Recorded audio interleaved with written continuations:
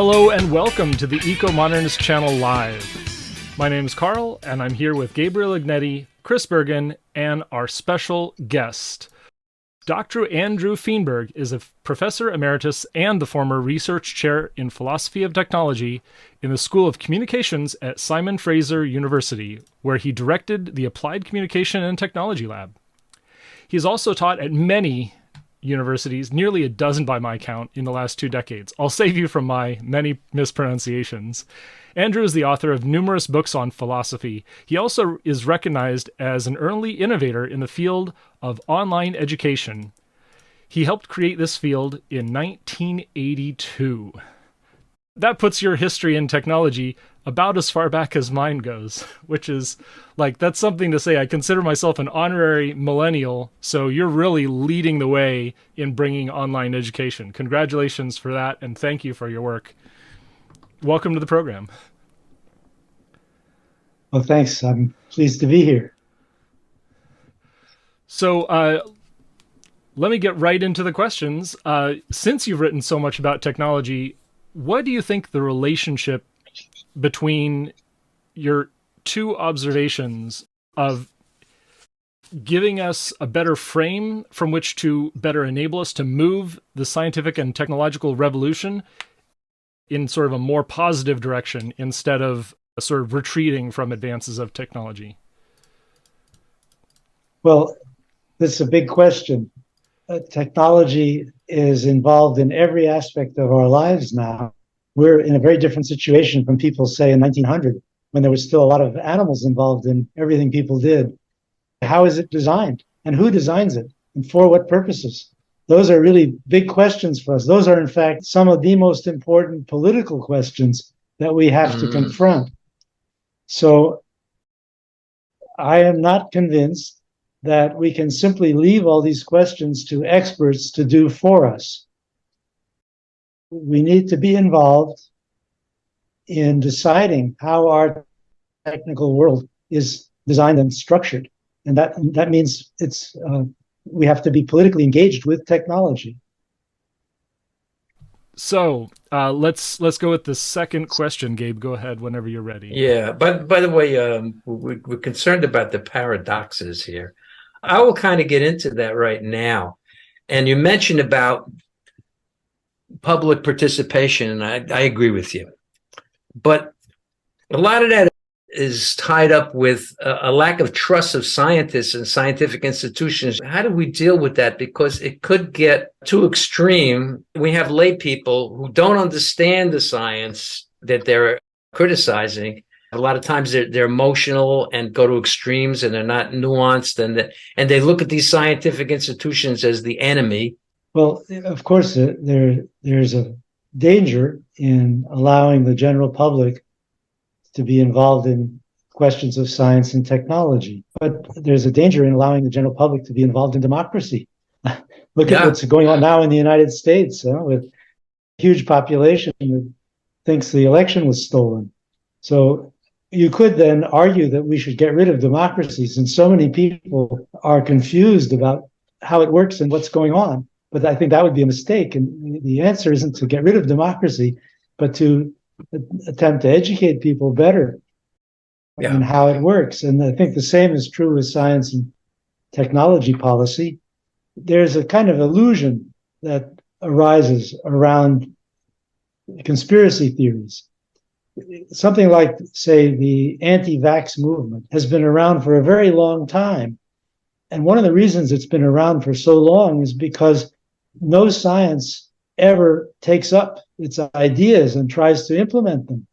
Whereas other things, like, for example, the idea that there should be pollution controls on cars, that was once controversial, but now it's simply taken for granted. So there's no movement to put pollution controls on cars because there's no need for a movement. It's already happened.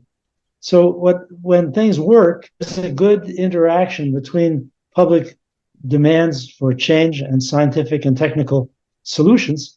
The thing gets lost. You don't think about it anymore. It's just part of the scenery. Whereas with the crazy conspiracies, those go on forever because there's no way for them to be absorbed into the system. And that gives the illusion that, in fact, the public is much more ignorant and incompetent than it actually is. It reminds me a bit about the aphorism that truth will be still putting on its pants when a lie has circled the earth twice. Yeah. And when it comes to being more prolific, sort of, in spreading information, or in some cases misinformation, is there a problem with that publish or perish model? Is there a way of improving peer review so that, we really, as a society, are able to examine the best information without resorting to populism? Well, peer review, it concerns the actions of people creating scientific results. And it's really about people in the field. It's the other astrophysicists will look at your astrophysical article, but ordinary people are not expected to be involved. However, you could imagine kind of enlarged notion of peer review where at least those kinds of technical and scientific ideas that have direct impacts on the public would be discussed systematically in the public sphere. And to some extent, this happened through science reporting and technology journals like Wired and so on, which give people lots of information. And the more information people get, the better, because you need to be competent at the level of an amateur outsider, right? In order to have a say in the world of science and technology. You don't need to be a scientist or a technologist. You just need to have a kind of high quality amateur understanding. And journalism is very important for that, including the sort of thing we're doing now. It would seem that the fundamentals are lacking in the education system, though. Understanding logical fallacies, understanding how statistics really works. Very little of that is really covered in high school, and in college, not that much more. We never really learn to tell the difference between real arguments and bull, and it's a shame.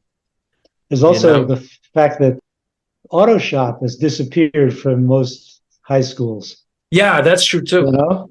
People, when they're young, can get the hang of how technology works, and that should help them when they have to deal with it later on. But that's gone, along with music education, other things that schools used to feature. So I think you're right. Certainly, there's a need for better education. That's a huge subject. Yeah, I certainly sympathize with that, and I almost think that we're in a really important transitional phase, especially when it comes to these basic education ideas. We're perhaps transitioning in some ways from a fossil fuel private vehicles to battery electric private vehicles. And in my experience, we had a number of people involved in robotics clubs, which have become extremely productive in our present economy. And I'm thinking of, people who were presidents of a robotics club that made a automatic lumber slicing company. It sounds pretty niche, but it is in fact one of the most specialized businesses in that area that came directly out of what is, I think, the modern analog to auto club in a high school, the robotics club.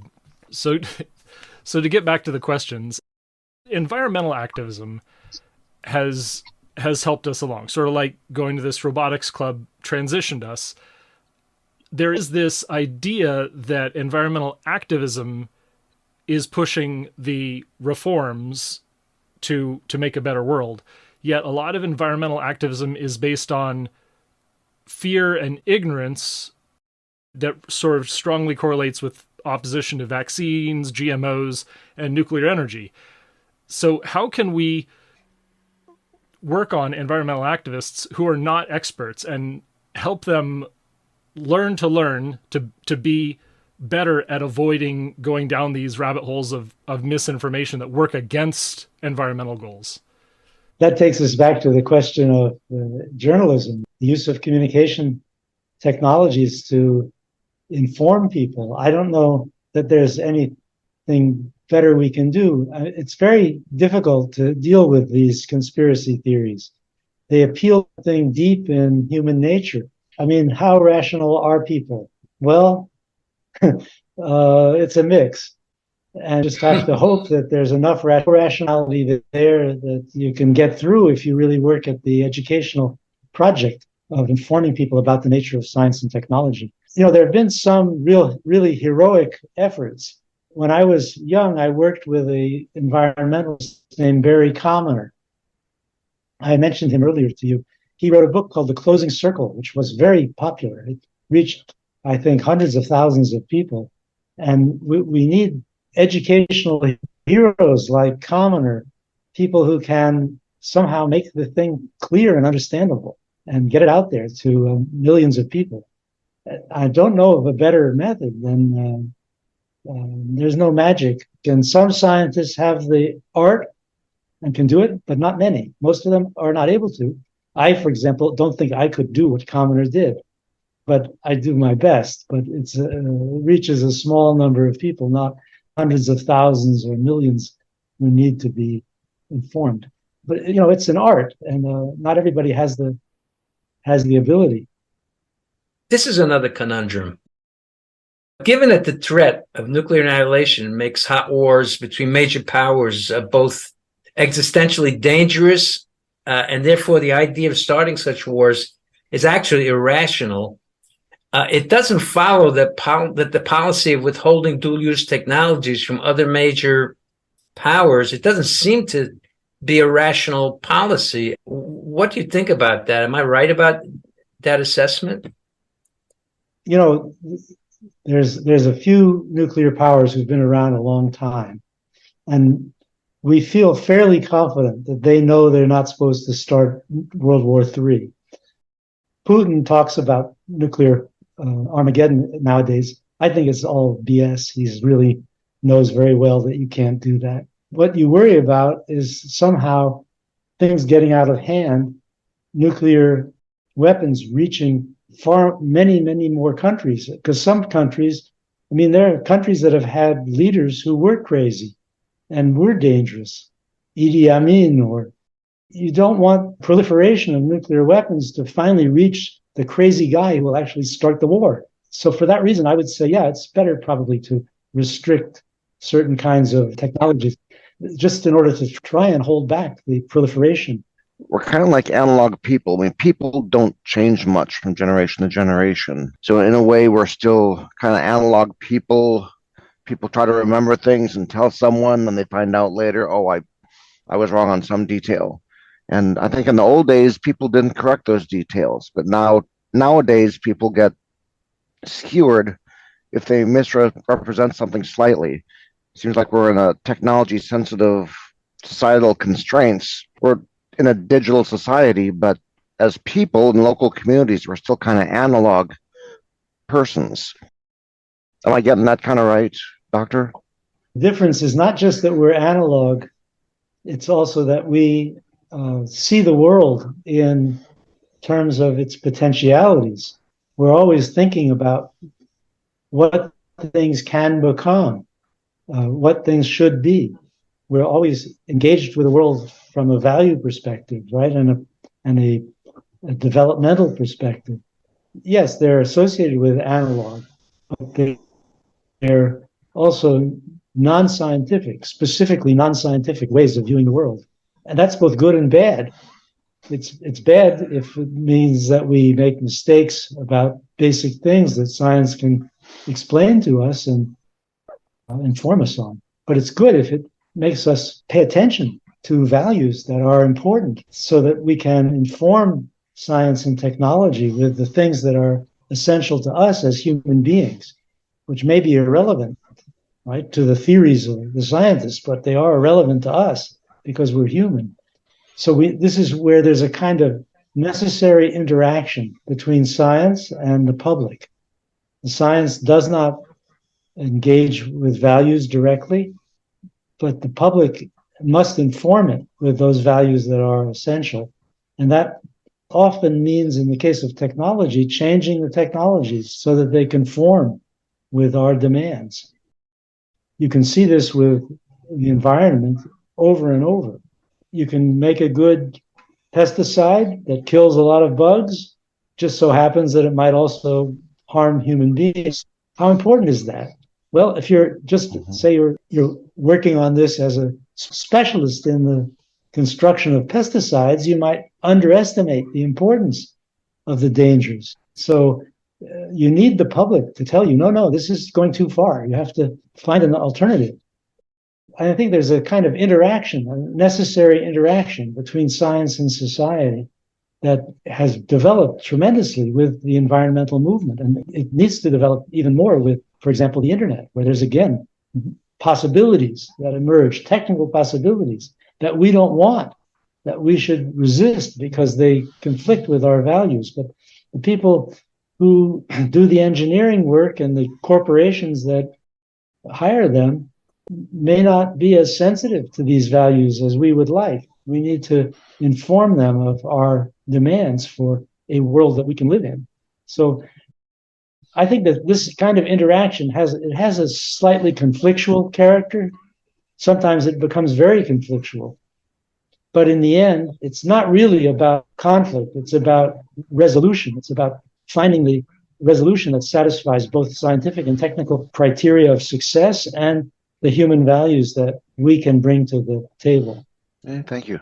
Yeah, this reminds me of a private conversation I was sort of having. It is true that just about everything we do is measured against this null hypothesis of whether or not to act. And I don't think the public, generally speaking, the public is not ready to ask, okay, is it possible to moderate like the cost of an intervention, like the cost of a new prescription, a new drug? Is it worth the impact to my health that the drug side effects might have? Or should I try for a quote unquote alternative solution or a, traditional medicine solution? Not to say that these are necessarily ill-informed solutions in terms of drugs, but the public has definitely been fed this line that because they're not correctly informed, maybe they have a bias towards traditional medicine. They have a bias towards unauthorized treatments. That's where we've got to help the public understand the process, understand yes, every action you have is an intervention, and it doesn't mean that this profit motive is universally harmful. Also, we got to help enable people to make these decisions in some way. It's not as complicated as people make it seem. If you think about craft, you have a better idea of what science and technology is like than if you get involved with complicated philosophical notions. Your plumbing doesn't work, you call in a plumber, and he has skills, and he can use those skills to solve a problem for you. Science and technology are very much like plumbing. There are skills, and people learn them. There, of course, many of these skills are much more complex and difficult to acquire than the skills involved in plumbing, but they're skills. And you've got to rely on people with skills to do things that you haven't yourself learned how to do. If you just look on the internet for some idiot to tell you what to do with your medical problems, you're a fool. It'd be like if you went out in the street and asked somebody who's just walking past to come and fix your plumbing. They wouldn't know how. They weren't trained.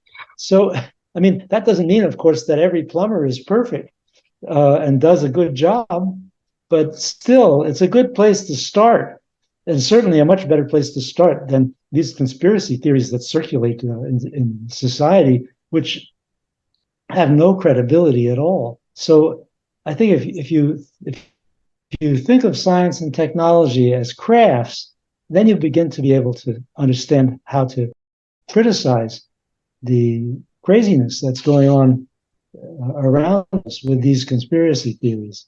You have to tell the person who's come up with this crazy idea, well, what's the source? Were they trained properly? What do they know? And if they can't answer the question, then it's up to them. Either they're a fool and just will take anything, or they begin to look more closely at the source of their information and whether it's really valid. There's a paradox in that science is based on skepticism, and yet the vast difference of knowledge between scientific experts and lay people is vast, and it ends up that scientists become sort of a priesthood. And how do we square that circle as lay people? Yeah, well, that's the science as the absolute truth versus science as a craft. That's what the idea of craft is so important. If you thought that science was absolute, then you wouldn't have any role at all in informing it.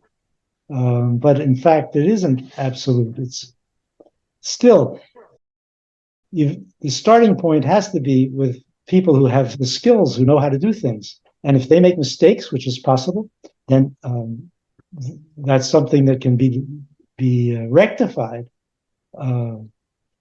Look at what happened with AIDS, for example. In the beginning, it was not clear whether AIDS was caused by a virus. It wasn't certain. And it took a while to come up with a consensus among people in biology that that's what was going on. But a few scientists didn't agree. They persisted in the view that AIDS was not caused by HIV virus. And those scientists, even though they were a very tiny minority of the community, they managed to convince a lot of people, especially in South Africa, where the president of the country bought into their mistaken view. A lot of people died in South Africa because they refused to use the medicines that save people in other countries. So you can have a problem like this, where a small minority of scientists manages to convince the public in a mistaken view. But you can also have the opposite, where a small minority is right. That's what happened, for example, with stomach ulcers. There was a guy I think he was in Australia, and nobody believed him when he said it was caused by bacteria. But eventually it was proven that he was right. And so for a long time, he was viewed, as a nut. This is the human world, right? Nothing is perfect under the sun, right? Of course, big mistakes can be made, but in the end, this is all we've got, is this institution, the institutions of science and technology, and our own understanding of what it is to be human and what human beings need. And it's only through the complex interactions between these institutions, the people in the institutions, and the people in the public who interact with them, that we can finally get to the truth about AIDS or about stomach ulcers. And it's like democracy. There's no absolute. On the whole, it works better than the alternative. Some bastard who steals money and kills people who get in his way. That's the alternative to democracy. Well, what's the alternative to this interaction of science and society? Technocracy, maybe? Conspiracy theories? Neither is viable. This is somewhat similar to these diehards in both of these controversies you mentioned, where they see like an opportunity for personal advancement, or they disagree with the majority, and regardless of the motivations, eventually cases of fraud can creep in and exacerbate these controversies. They can make our picture of the world so much muddier than it really needs to be. And going into the question related to this, science, when it gets down to it, is so incredibly nuanced, and the public just reacts emotionally. It's so easy for us to play on emotions, and this drives people to extreme conclusions sometimes. Is there a solution you'd like to expound on for this? Well, if people didn't have emotions, they wouldn't be people, huh? Yeah. And they wouldn't be able to bring anything to the table, because they wouldn't have values and priorities that could override mistaken views of people in business and science and technology for the good. When I was much younger, I lived near Los Angeles, and I remember driving up there early in the morning and watching that cloud of tobacco-colored smoke coming over the city as the sun rose. Now, the automobile companies didn't think that was a problem. The engineers who made the cars didn't think it was their business to deal with that. What happened? Well, there was some public concern about this, and that public concern eventually reached government, and regulations were established, and then the engineers added a chapter to their textbook on catalytic converters and fuel injection. And so, this is the process. But this process could only exist because people were pissed off about that cloud. So, you can't say that emotion is the problem. Emotion is part of the necessary environment in which science and technology develop. But of course, things can get out of hand, and they frequently do. And there's just got to be some kind of corrective process through education, through journalism. But will it always succeed? No, but often it does. And the overall result, I think we can say, over the last, say, 75 years, is positive. We live in a much safer world than we would have had there not been environmental movements orienting the development of science and technology and constraining corporations to attend to our needs. I wanted to ask you, you wrote a book entitled Alternative Modernity. What would that alternative modernity look like, and what are the chances of that materializing, and how would we get there too? That book actually didn't answer your question, because there is no way to really answer that question. What I was really interested in was the fact that the way in which we have organized our modern society isn't the only possible way. There are other cultures and other social movements that point toward alternative ways of being modern. It's important to be modern, I think. I wouldn't want to live in a small village that was isolated from the rest of the world. I like the idea that we have the conveniences and the protections of modern technology. But how do we design our modernity? That's the question. And, different cultures and historical periods have tried different ways. There's a section on Japanese culture and the attempt of the Japanese to conserve the aesthetically oriented mode of life in the face of the development of modern business.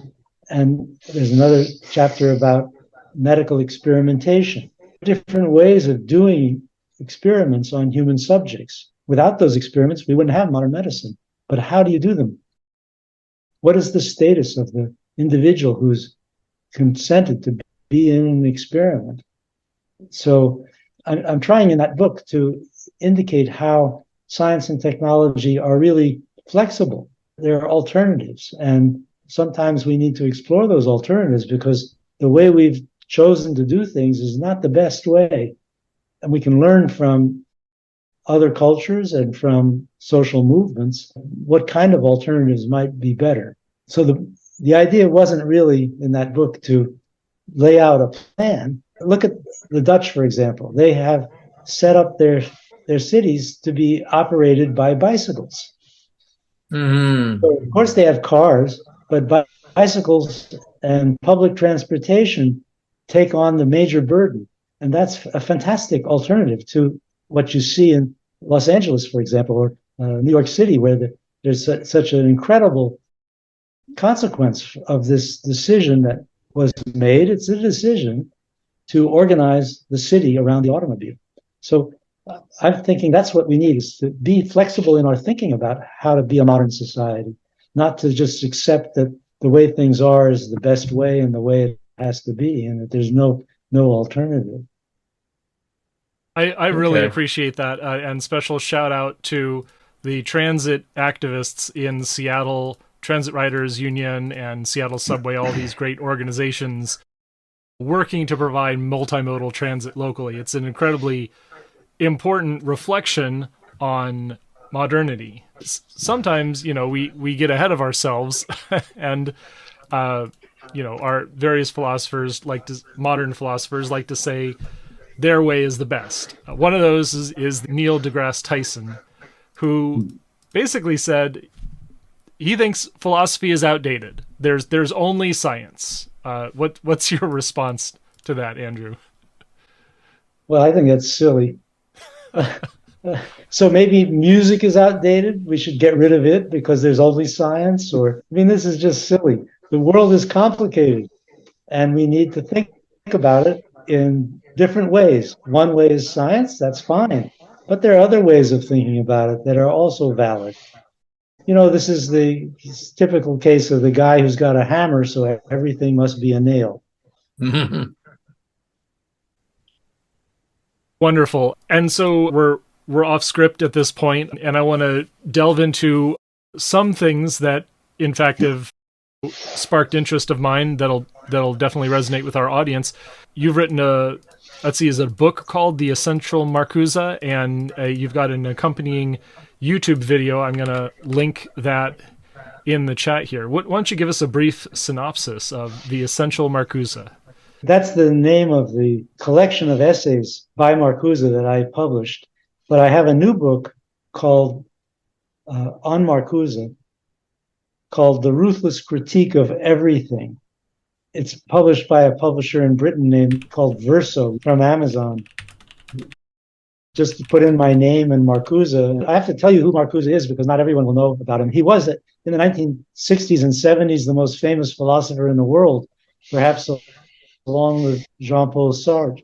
He was very important for the social movements of that time, the New Left, the counterculture, all of these phenomena that completely changed the nature of our thinking about how to engage politically with our society.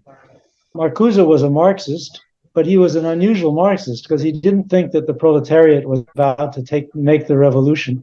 He was not a Leninist. He didn't agree with the policies of the Soviet Union. In fact, they disdained him in the Soviet Union they called him a spy. But he argued that we were in the advanced societies like the United States, we had a kind of technocratic system evolving in which ordinary people would have no part in the organization of the system. Even though they might be able to vote, it wouldn't matter because what was important was happening elsewhere.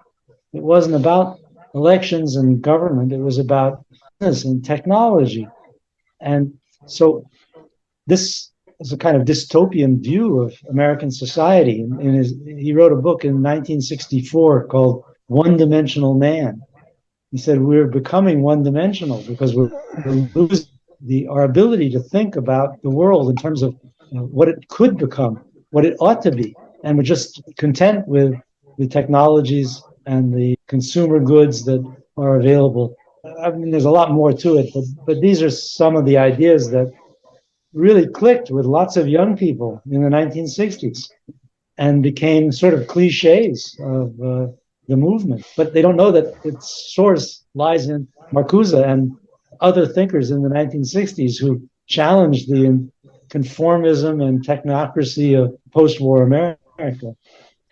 I think Marcuse still has important things to say to us about science and technology. So that YouTube video explains, I think, in pretty clear, simple terms. And the book is a little more complicated, but people who are willing to take the challenge of reading a philosophical book might want to take a look at it.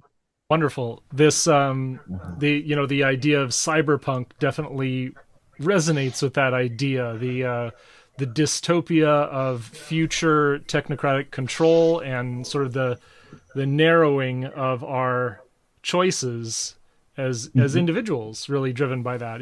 It's definitely inspiring, something I'm going to look into because I'm a big fan of, as a technologist, as someone looking to expand my technological freedom with open source software and right to repair and things like that. It's very important to modern society that we we recapture our choices. So thank you very much for that brief introduction to the essential Marcuse.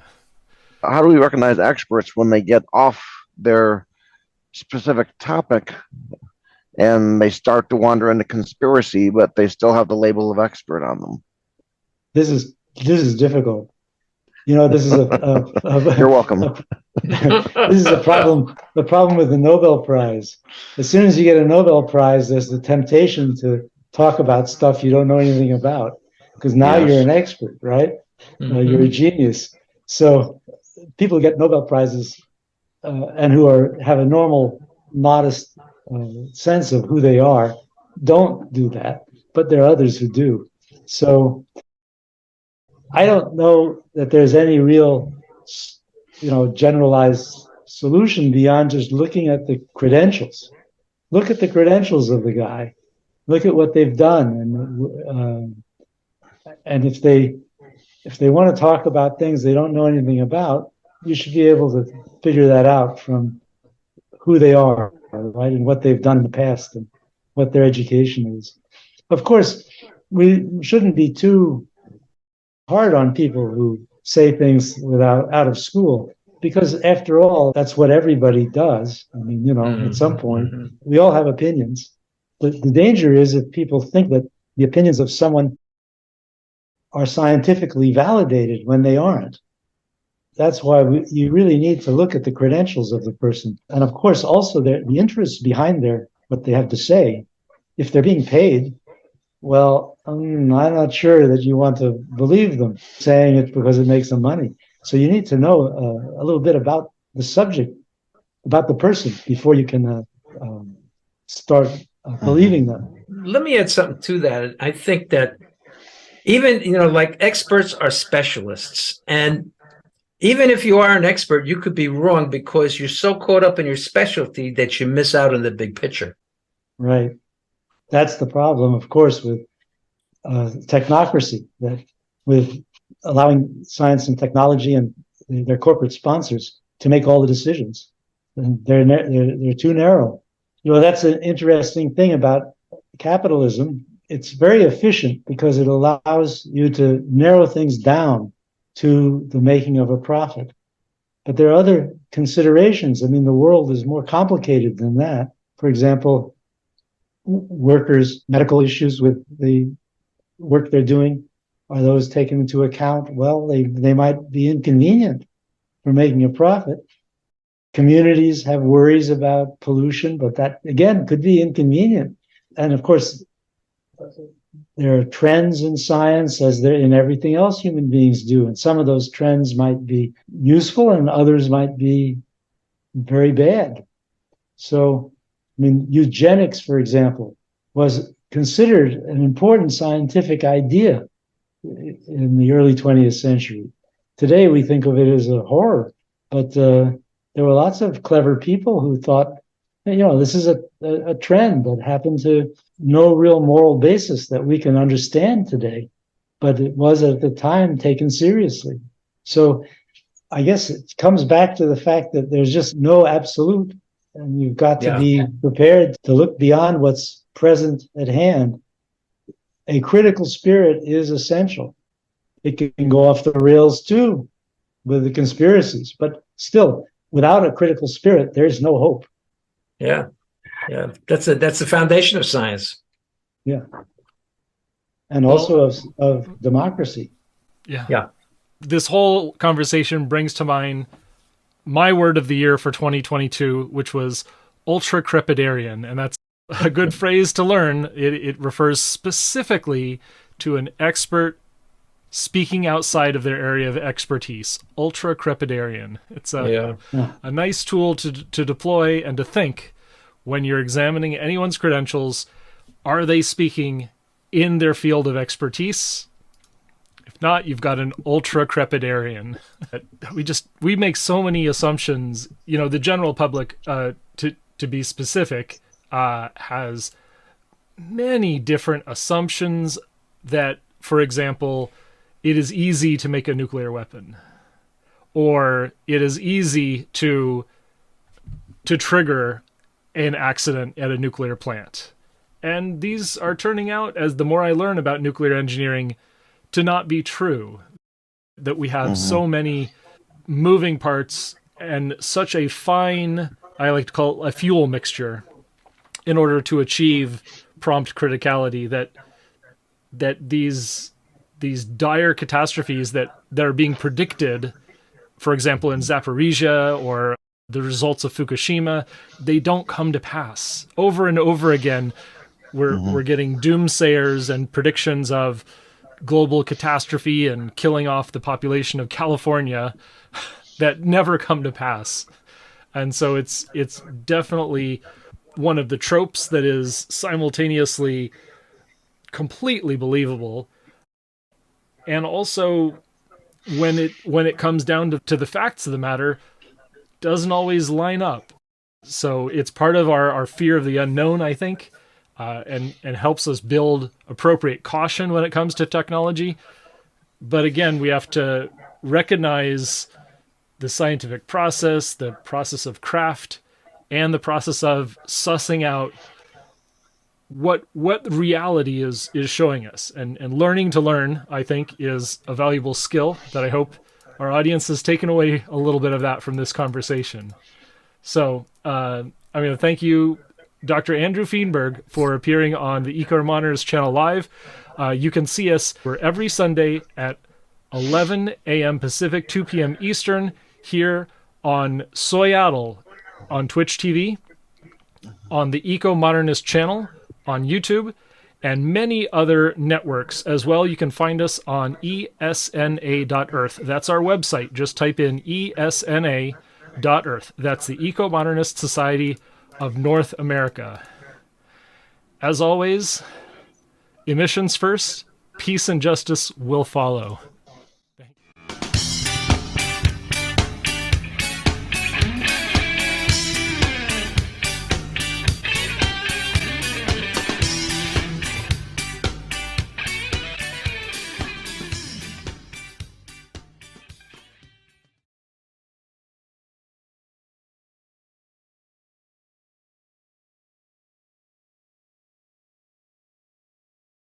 Please subscribe to us on YouTube, Ecomodernist channel. Also to subscribe to us on Twitter and Facebook, Ecomodernist Society of North America. And online at https://esna.earth.